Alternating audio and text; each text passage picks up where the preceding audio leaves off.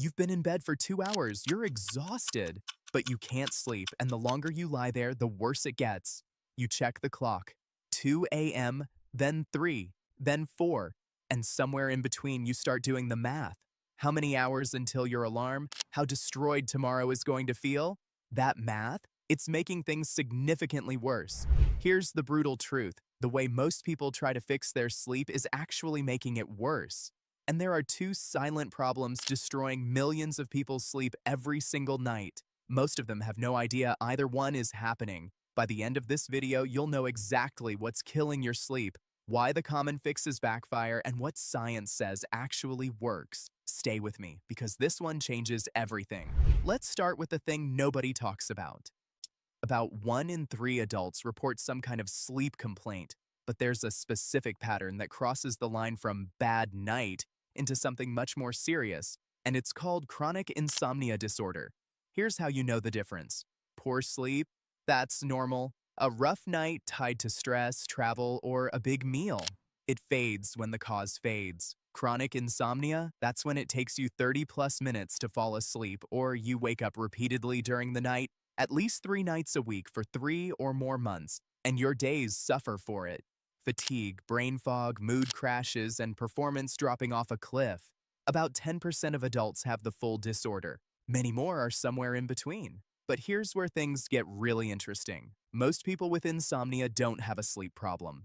And they have a wakefulness problem. Let me explain what that means, because this is the insight that changes how you fix it. Sleep is controlled by two systems running in parallel. One is your homeostatic sleep drive, the pressure that builds the longer you stay awake, powered by a chemical called adenosine. The other is your circadian rhythm, your biological clock that times when sleep is supposed to happen. In chronic insomnia, both of those systems are often completely intact. The real problem is something working against them: excessive wake drive, a state of hyperarousal, physiological, cognitive, emotional, that keeps the brain's on switch stuck. And the most common cause of that hyperarousal? Stress about sleep itself. This is how the cycle starts. One bad night happens, stress, caffeine, a nightmare, whatever. So you start worrying. That worry activates your fight or flight system. Your heart rate ticks up, your cortisol rises, your brain goes into problem-solving mode. And that state, that vigilant, activated state, is the exact opposite of what sleep requires. So now you lie in bed trying harder to sleep, and that's the moment it becomes a trap. Sleep researcher Dr. Michael Granner puts it simply: the enemy of sleep is effort. Nobody gets to sleep faster by trying harder. When you consciously push for sleep, you activate the prefrontal cortex, the part of your brain involved in problem solving and vigilance. It's alerting, it opposes sleep, and it gets worse. Because the more nights you spend lying awake in bed, frustrated, calculating how many hours you have left, scanning your body for signs of drowsiness, the more your brain learns that the bed itself is a stressful place. This is called conditioned arousal. Your bedroom becomes a cue, not for rest, but for anxiety. Like Pavlov's dogs, except instead of salivating at a bell, your brain wakes up when it hits the pillow. This is why so many people with insomnia sleep better in hotels. Less history, less pressure. The bed hasn't been trained to trigger the alarm, so the bed that was supposed to be your sanctuary has become the problem. And every night you spend lying there fighting, it makes the conditioning stronger. Most people don't realize this is what's happening. They just know sleep feels harder and harder to reach. Here's where things change. The most effective non-drug treatment for chronic insomnia is called CBT-I, Cognitive Behavioral Therapy for Insomnia. It's the gold standard. It outperforms sleeping pills short-term and blows them out of the water long-term, with no dependency, no tolerance, no withdrawal. It works on roughly 70 to 80% of people with chronic insomnia, and it has two core techniques that do most of the heavy lifting. The first is stimulus control. This is about retraining your brain's association with the bed. The rules are simple but firm. Use the bed only for sleep and sex, nothing else. No phones, no TV, no lying there worrying. If you've been awake for more than 15 to 20 minutes, get out of bed. Go to another room, do something boring in dim light. Sit quietly, read a dull book on paper, listen to calm audio. No screens. Nothing that engages the brain. Return to bed only when you feel genuinely sleepy. Not just tired, but drowsy, heavy eyelids, yawning. The real thing. Repeat that as many times as needed through the night and maintain a fixed wake time every single morning, including weekends, no matter how little you slept. This sounds almost insultingly simple, but it's doing something powerful. It's extinguishing the conditioned link between your bed and wakefulness and rebuilding the association that bed means rapid sleep onset. Night by night, the conditioning shifts back. The second is sleep restriction therapy. This one feels counterintuitive. It has one of the worst names in medicine, but it's one of the most effective tools that exists. Here's how it works. You figure out your average actual sleep time using a diary. If you sleep about 6 hours but spend 8 or 9 hours in bed, you restrict your time in bed to roughly 6 hours. You keep a fixed rise time, and you don't expand that window until you're spending 85% or more of your time in bed actually asleep. What this does is build sleep pressure. Adenosine accumulates, sleep drive strengthens, and when you finally get into bed during your window, you fall asleep faster, stay asleep longer, and get deeper, more consolidated sleep. The first week can feel rough. That's normal. But within 2 to 4 weeks, most people see a real shift. There's one more technique worth knowing, and this one surprises people. It's called paradoxical intention. Instead of trying to fall asleep, you gently try to stay awake. Lie comfortably, eyes open or soft gaze. Give yourself full permission to just be awake. You're not fighting it, not forcing it, just resting. What this does is remove performance anxiety from the equation entirely. And when the pressure drops, sleep often comes faster than any conscious effort could produce. These techniques aren't magic. They require consistency, but they address the actual root cause, the conditioned wakefulness, rather than just chemically overriding it. Now here's the part most people completely miss. There is a second thing killing millions of people's sleep, and it operates almost entirely in silence. Sleep apnea. It affects somewhere between 9 and 38% of adults, depending on the criteria used. Many estimates put moderate to severe cases at over 15% of the adult population. And up to 80 or 90% of cases go undiagnosed. Here's why it's so sneaky. When you have obstructive sleep apnea, your upper airway collapses repeatedly during sleep, sometimes dozens or even hundreds of times a night.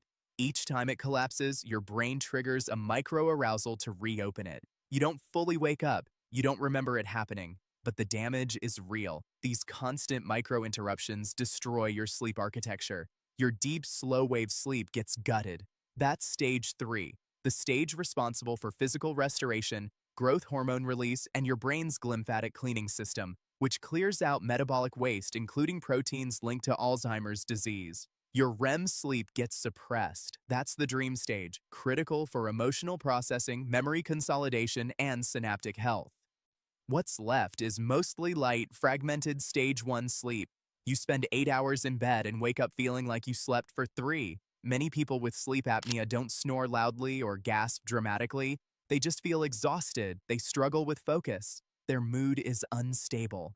They think they're just bad sleepers or stressed or getting older. They're not. They have a treatable breathing disorder.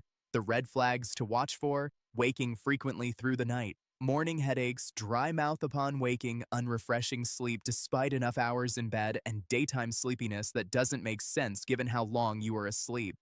If a partner has ever told you that you stop breathing or gasp in your sleep, that's the clearest signal of all. The only way to know for sure is a sleep study. Home tests are available and convenient, but they can miss cases. If you get a negative result and still feel terrible, push for a full lab study. If sleep apnea is confirmed, CPAP therapy is the gold standard. An oral appliance or positional therapy may work for milder cases. The research is clear. Treating the breathing disorder transforms sleep quality in ways that no supplement or behavioral technique alone can match. And if you have both insomnia and sleep apnea, which is more common than most people realize, CBT-I can be layered in alongside treatment for the breathing issues, often improving CPAP adherence significantly. Now let's talk about the things you can start doing today. Morning light is non-negotiable. Getting bright natural light, ideally outdoor sunlight, within an hour of waking is one of the strongest signals you can send to your circadian clock. It suppresses residual melatonin, anchors your internal timing, and sets you up for better sleep that night. Even on overcast days, outdoor light outperforms indoor lighting significantly. Delay your first coffee. Waiting 60 to 90 minutes after waking before drinking caffeine prevents you from blunting your natural morning cortisol rise. It also makes the caffeine more effective when you do drink it. And cut off caffeine at least 6 to 8 hours before bed. Late caffeine measurably fragments deep sleep even in people who say it doesn't affect them. Ditch the bedtime cliffhanger, ending the night on a suspenseful TV episode, an anxious scroll through the news, or a gripping chapter of a thriller is a direct hit to your sleep onset. Suspenseful content creates cognitive arousal, open loops your brain keeps processing, that delays sleep and can fuel middle-of-the-night rumination. Switch to something boring and predictable at least 30 to 60 minutes before bed. On supplements, melatonin can help with circadian timing, jet lag, shift work, delayed sleep phase. But it's not a powerful sedative. Low doses of 0.5 to 3 milligrams work better than the megadoses most products sell. Magnesium glycinate may support relaxation, especially if your diet is low in it. L-theanine is mildly calming for some people. These are adjuncts, helpful supports, not solutions on their own. And alcohol is not a sleep aid. It may help you fall asleep, but as it metabolizes, it causes a rebound that fragments the second half of your night. It suppresses REM sleep. The data is clear. Here's the insight that most people never hear, and it matters more than any single tip. You cannot solve a sleep problem by trying harder to sleep. The entire conventional approach, forcing yourself to relax, taking more pills, spending more time in bed hoping it'll add up, works directly against the biology. Sleep is a passive process. It has to be allowed, not performed. The people who sleep best are the ones who've stopped treating sleep as a task to complete. They've built consistent rhythms, trained their brain to associate the bed with rapid sleep onset, addressed underlying disorders like apnea, and learned to stop fighting. The measure of progress in CBT-I isn't how sleepy you feel, it's how much time you're spending awake in bed. Less time awake in bed means the training is working, so everything else follows. So here's what to take with you. If you're lying awake most nights, spending too much time in bed is likely making it worse. Your brain has been conditioned to expect wakefulness where there should be sleep. The fix is retraining. Through stimulus control, sleep restriction, and getting out of bed when you're awake. If you wake up exhausted despite enough hours in bed, get evaluated for sleep apnea. It is far more common than you think, far more damaging than most people realize, and completely treatable. And if you're trying hard to fix your sleep, stop trying so hard. Get up, get morning light, keep a consistent wake time. Make your bed a signal for sleep again, not a battlefield. The science is clear, the tools exist, and the people who use them get their sleep back.